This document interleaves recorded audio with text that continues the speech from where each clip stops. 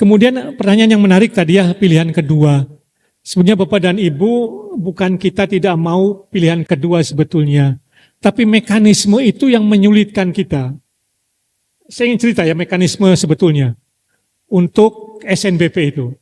Jadi pertama kali data masuk ke pusat, gitu ya. Kemudian data itu kita ambil agar kita olah Bapak dan Ibu. Lalu di tahap pertama, itu yang masuk ke kita itu hanya pilihan pertama semua, di semua PTN. Jadi kalau misalnya kita punya daya tampung 20 Bapak dan Ibu. Lalu masuk nih pendaftar misalnya 200. Lalu yang 20 yang sudah masuk di pilihan pertama ini sudah bagus-bagus. Lalu untuk apa kita menunggu pilihan kedua yang belum jelas juga?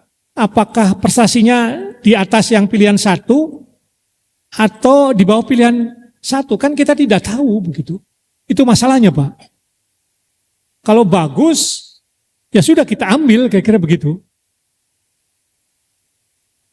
Karena nanti kalau sudah kita tetapkan pilihan yang pertama masuk ke pusat, baru PTN akan menyodorkan kembali yang tidak dipilih di pilihan pertama.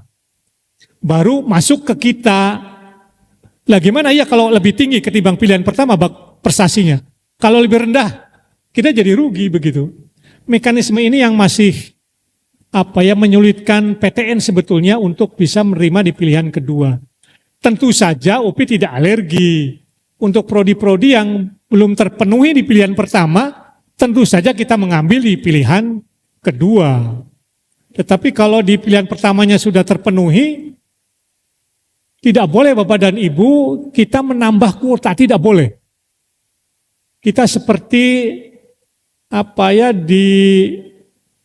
dilihat dengan seksama dengan kaca pembesar oleh negara. Satu saja kelebihan itu akan ditanyakan. Kenapa daya tampungnya 20 tapi yang diterima 22? Itu mesti ditanyakan.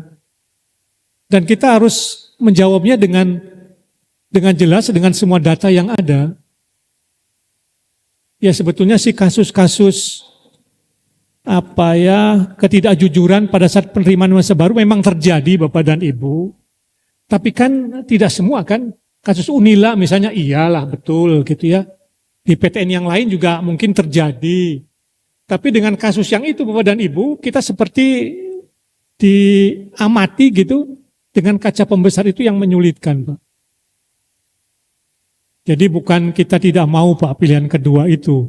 Dan memang tidak ada aturan tidak boleh memilih pilihan kedua kan. Kita melanggar kalau kita tidak memilih pilihan kedua. Tetapi mekanisme itu yang menyulitkan kita untuk menerima di pilihan yang kedua. Sampai nanti kita dapat memformulasikan mekanisme yang adil untuk pilihan satu maupun pilihan kedua. Kalau SNBT Bapak dan Ibu itu bisa serentak begitu ya. Ini nilai UTBK-nya, tinggal lihat pilihan pertama tidak, bisa nggak pilihan kedua berdasarkan penilaian tertentu. Tetapi untuk SNBP memang tahapannya seperti itu, pilihan satu dulu. Ini sudah lulus pilihan satu, baru masuk data untuk pilihan kedua. Itu yang kadang-kadang menyulitkan kita. Ya mudah-mudahan ini bisa menenangkan Bapak yang tadi bertanya tentang pilihan kedua.